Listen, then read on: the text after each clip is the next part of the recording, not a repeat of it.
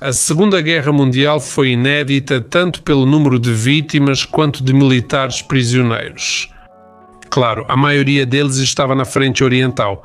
Embora o destino trágico dos prisioneiros do Exército Vermelho tenha sido amplamente estudado, pouco se sabe sobre os soldados alemães em cativeiro soviético. Na URSS, falar sobre prisioneiros alemães era quase proibido. Embora, é claro, todos soubessem muito bem o quanto eles foram amplamente utilizados na reconstrução do país no pós-guerra. Historiadores soviéticos condenavam os nazistas pelo tratamento aos prisioneiros de guerra soviéticos, mas não mencionavam que crimes contra a humanidade ocorreram em ambos os lados durante a guerra. Então, neste episódio, vamos falar sobre quantos soldados alemães passaram pelo cativeiro soviético, como eram mantidos e o que faziam. Você saberá quantos prisioneiros alemães voltaram para casa e como foram recebidos. Sou Semyon e inicio a sessão Como Viviam. Vamos lá.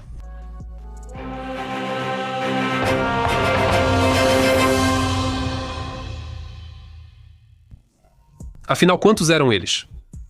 A guerra foi inicialmente muito desfavorável para a União Soviética. Até o fim de 1941, mais de 3,5 milhões de soldados do Exército Vermelho estavam presos pelos alemães. Já os alemães raramente se rendiam nos primeiros anos. O Exército Vermelho capturou muitos prisioneiros após a Batalha de Stalingrado e sua contraofensiva.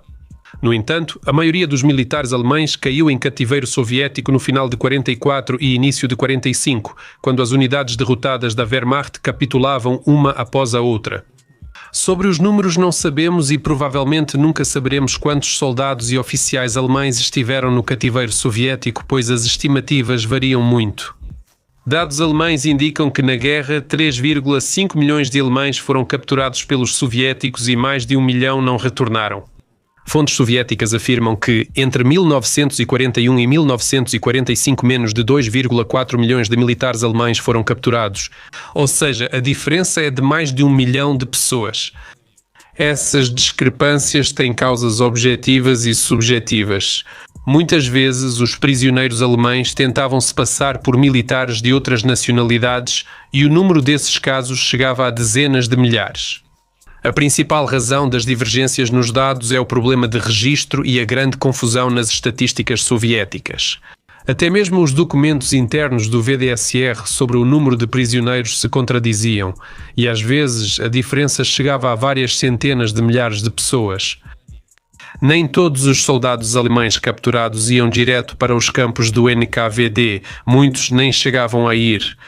Primeiro eram mantidos em pontos de coleta, depois em campos temporários do exército e então transferidos para o NKVD. Às vezes esse trajeto levava muitos meses. Nesse período, o número de prisioneiros caía por execuções, mortes, fugas e suicídios. Alguns prisioneiros de guerra eram libertados já na linha de frente. Havia também muita confusão no registro de prisioneiros de outras formações alemãs, Volkssturm, SS e unidades de construção. Historiadores russos contemporâneos acreditam que de 3 a 3 milhões e 800 mil prisioneiros de guerra e internados alemães estiveram em campos soviéticos. Como eram mantidos os prisioneiros de guerra alemães? Historiadores russos contemporâneos destacam, em sua opinião, a diferença básica entre o tratamento de prisioneiros nos sistemas soviético e fascista. Nos campos de concentração de Hitler, prisioneiros do Exército Vermelho eram mortos pelo regime, normas de produção, pouca comida e medidas disciplinares. Na URSS, os prisioneiros eram tratados humanamente e não visavam matá-los de fome. Essa convicção é controversa, pois as condições dos prisioneiros alemães também eram terríveis, especialmente no início e após a guerra. Para comprovar, apresentarei alguns números. Até 1º de maio de 1943, mais de 292 mil militares do exército alemão e aliados foram feitos prisioneiros. Em 1º de maio de 43, mais de 196 mil já haviam morrido. Antes da guerra, o sistema do NKVD da URSS criou o UPVI, Departamento para Assuntos de Prisioneiros de Guerra e Internados, que depois virou o principal departamento, o GOPVI. Em junho de 1941, ele era responsável por 8 campos e precisava organizar mais 30 conforme os planos de mobilização. No começo da guerra, as autoridades soviéticas fechavam e evacuavam antigos campos de prisioneiros de guerra para o interior, sem abrir novos. Em 1º de janeiro de 1942 havia 8.925 pessoas nos 6 campos ativos da UPVI, a maioria capturada na Batalha de Moscou. Sobre o status jurídico, a URSS não assinou a Convenção de Genebra de 1929 sobre proteção de prisioneiros de guerra. A situação deles era regulada por um decreto especial do Sovnarkom, adotado em 1º de julho de 1941.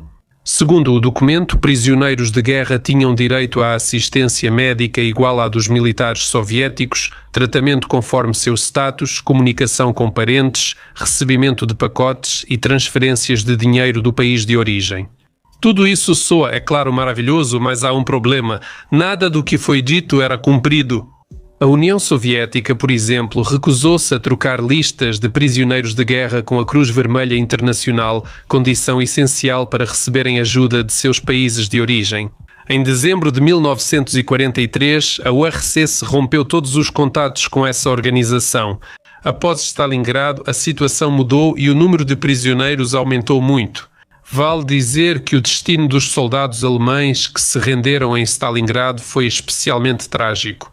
Uma grande multidão de prisioneiros exaustos, semidespidos e famintos caminhava dezenas de quilómetros por dia no inverno, frequentemente dormindo ao relento.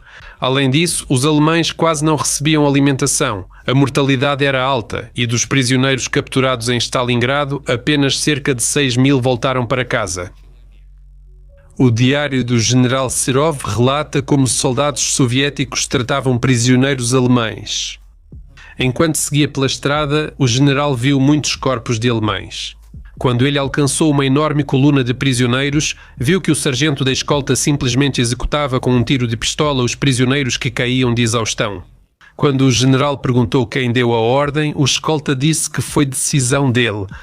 Serov proibiu execuções, mandou buscar os mais fracos e levá-los ao campo, mas isso pouco ajudou. Os prisioneiros ficaram em estábulos semi-destruídos e, sem comida ou cuidados médicos, morreram em massa. Corpos eram lançados em valas, cobertos com cal e enterrados por tratores. Em maio de 1945, na URSS e áreas ocupadas pelo Exército Vermelho, na Europa já funcionavam mais de 140 campos capazes de abrigar mais de 1 milhão de pessoas.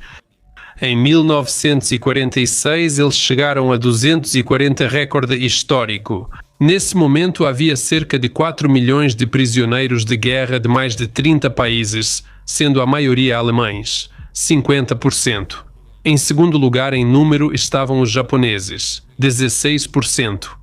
As condições de detenção nos campos do GUPFI, quanto a regulamento e regime, eram praticamente iguais às do Gulag, já que o GUPFI era liderado por ex-integrantes do sistema Gulag. A principal diferença era que no GUPFI não havia criminosos condenados que aterrorizavam os demais prisioneiros soviéticos. No restante, era a mesma coisa que nos outros campos soviéticos. Frio, superlotação, falta de higiene, doenças, trabalho pesado, abusos por parte dos guardas. Não surpreende que, em alguns anos, a taxa de mortalidade dos prisioneiros atingisse 70%. A ração oficial diária dos prisioneiros de guerra incluía 400 gramas de pão, 100 gramas de peixe, 100 gramas de cereais, 500 gramas de legumes e batatas e 20 gramas de açúcar. No entanto, na prática, como sempre, isso existia apenas no papel, só para depois usarem esse papel para encobrir seus próprios erros. Assim, os prisioneiros viviam com fome e a alimentação variava conforme a produtividade. Assim, por exemplo, em 1944, para 50% da norma de produtividade davam 500 gramas de pão, para os transportadores por 80%, 600 gramas de pão e para 80% a 100% da produtividade, 700 gramas. A fome constante transformava as pessoas em verdadeiros animais, por um prato de sopa ou um pedaço de pão. Os ex-soldados da Wehrmacht estavam dispostos a tudo. Tornou-se comum a formação de grupos rivais entre os prisioneiros. Brigas, assassinatos, roubos, tirar comida dos mais fracos. Nos anos especialmente difíceis, também foram registrados casos de canibalismo nos campos do GUPVI. Houve fugas, motins e até rebeliões nos campos de prisioneiros de guerra. Entre 1943 e 1948 ocorreram fugas dos campos do GUPV. Dos 11.403 prisioneiros, 10.445 foram recapturados e 958 mortos. Mas 342 fugitivos escaparam. No início de 1945, houve uma grande revolta no campo de prisioneiros de guerra próximo a Minsk devido à pouca alimentação. Alemães se entrincheiraram nos barracões e fizeram guardas reféns. O local teve que ser tomado de assalto com o uso de artilharia, resultando na morte de mais de 100 prisioneiros. Trabalho para o inimigo. Nem todos os prisioneiros alemães iam direto para os campos. Alguns ficavam na linha de frente e colaboravam com os serviços secretos soviéticos. Esses geralmente eram usados para propaganda entre tropas alemãs, incluindo muitos oficiais e generais. Frequentemente colaboravam não por melhor ração, mas por motivos ideológicos. Um exemplo é Heinrich von Eisendel, tenente da Luftwaffe de 20 anos e bisneto de Bismarck, primeiro chanceler do Império Alemão. No cativeiro, ele abandonou o nazismo, entrou para uma organização antifascista e colaborou com os serviços secretos soviéticos. É preciso dizer que nos campos de prisioneiros de guerra alemães foram criadas duas organizações antifascistas, a Alemanha Livre e a União dos Oficiais Alemães. Seus membros frequentemente iam à linha de frente, onde, com alto-falantes, pediam aos compatriotas que se rendessem. Às vezes, eram enviados atrás das linhas inimigas, às tropas alemãs em combate, onde também faziam propaganda. Embora pareça estranho, os prisioneiros recrutados novamente não apenas soldados e oficiais alemães.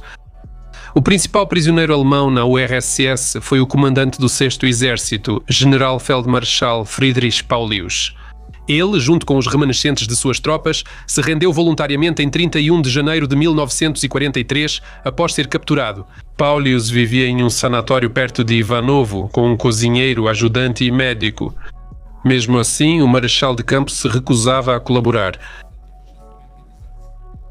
Somente após a execução de seu amigo próximo, Erwin von Witzleben, que participou do atentado contra Hitler, Paulius mudou sua posição e tornou-se um fervoroso antifascista.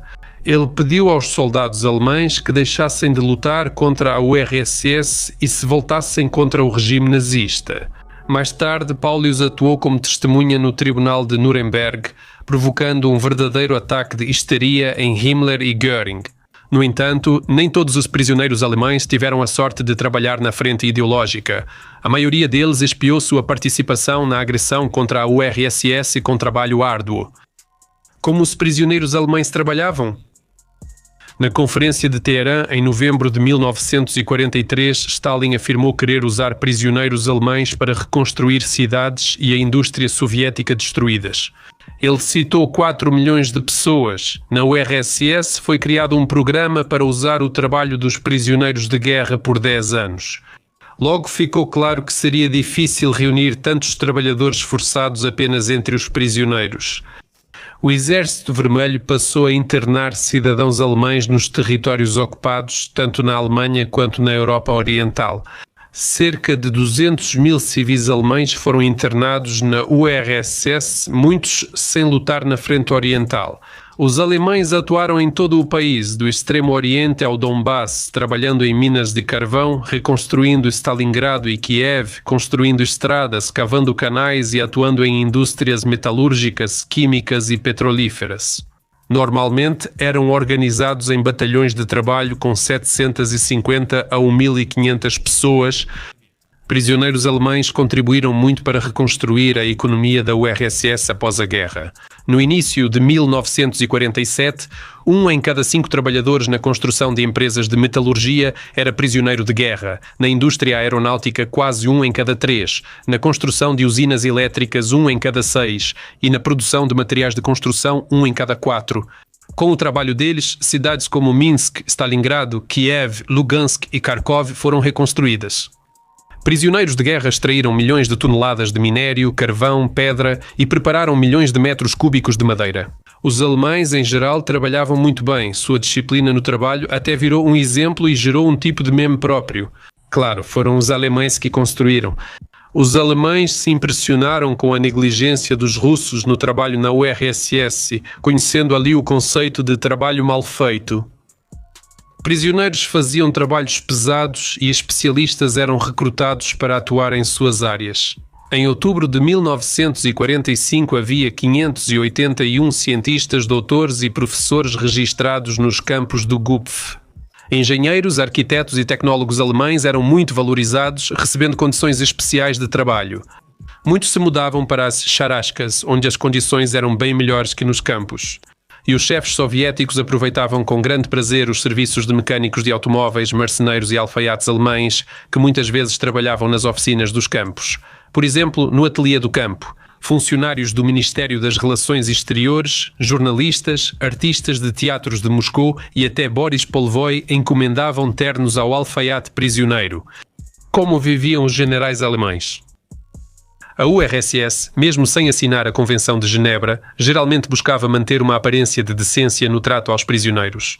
Já mencionei as condições de vida do marechal de campo Paulis, mas o curioso é que ele vivia num sanatório em Leningrado, antes uma mansão luxuosa. Montaram um mini acampamento para os generais e oficiais inimigos. Lá viviam 22 generais alemães, 6 romenos e 3 italianos, além de dezenas de coronéis da Wehrmacht e do exército de seus aliados, derrotados pelo Exército Vermelho durante a campanha em Stalingrado e no Don. Entre eles estava também Paulus. Os prisioneiros recebiam boa alimentação, incluindo pão fresco, carne, legumes, peixe, ovos, manteiga, queijo, cereais, chá, frutas secas, além de tabaco, café e, em feriados, tortas e doces. Durante a detenção, os prisioneiros ganhavam em média 3 quilos. Generais e coronéis participavam do trabalho voluntariamente, mas aceitavam para evitar ganhar peso aos prisioneiros. Era permitido enviar uma carta por mês para casa, entregue por canais diplomáticos. Possuíam posto médico próprio com massagistas e dentista. No período mais quente, os oficiais jogavam futebol, ténis de mesa e organizavam caçadas para o marechal de campo Paulus. O publicista soviético Pavel Pryanikov, ao visitar o campo dos generais, resumiu: era um paraíso até em tempos de paz. É difícil discordar dele, principalmente ao considerar como os soviéticos comuns trabalhavam dia e noite nas fábricas militares. O retorno para casa, o caminho dos prisioneiros alemães de volta para casa, acabou sendo longo, estendendo-se por longos 10 anos. Os últimos soldados da Wehrmacht deixaram a URSS apenas em 1956. Porém, para muitos, o retorno não trouxe alegria. A antiga Alemanha, de onde partiram, não existia mais. Eles retornaram a um novo país, na verdade 2, RDA e RFA. As cidades estavam destruídas e a economia em crise. Na RDA, o racionamento só acabou em 1958. No entanto, o problema nem era tanto a economia. Ex-soldados da Wehrmacht ficaram entre duas épocas. Os mais velhos tentavam esquecer e a nova era só começava. Ex-prisioneiros de guerra não eram necessários a ninguém. Além disso, eles eram uma lembrança viva da vergonha e dos horrores do passado. Quanto ao que viveram durante a guerra, isso acabou se tornando um assunto pessoal deles. Nem todos conseguiram reconstruir suas vidas do zero. A emancipação, ocorrida enquanto lutavam ou estavam presos, foi outro golpe para os homens que retornaram. As mulheres alemãs aprenderam a se virar sozinhas, ganhar a vida, ocupar cargos altos e criar os filhos sozinhas. Os homens ficaram de fora e os divórcios aumentaram muito, sobretudo na RFA. Não surpreende que, segundo estatísticas de Hamburgo em 1954, entre os que retornaram do cativeiro, a principal causa de morte era suicídio, seguida por infartos, derrames e problemas com álcool. A idade média dos suicidas, em geral, ultrapassava os 45 anos. Conclusão. O cativeiro é um dos aspectos mais terríveis da guerra, ele destrói a psique e o soldado que retorna do cativeiro nunca mais será o mesmo. Conhecemos bem a tragédia dos prisioneiros soviéticos, mas pouco se sabe sobre soldados alemães em cativeiro soviético. Sim, os alemães foram os agressores naquela guerra, mas nem todos os militares da Wehrmacht eram nazistas ou lutaram por escolha própria. Muitos foram simplesmente convocados pela mobilização, como dizem sobre aquela guerra. É importante que todos não esqueçam esse fato.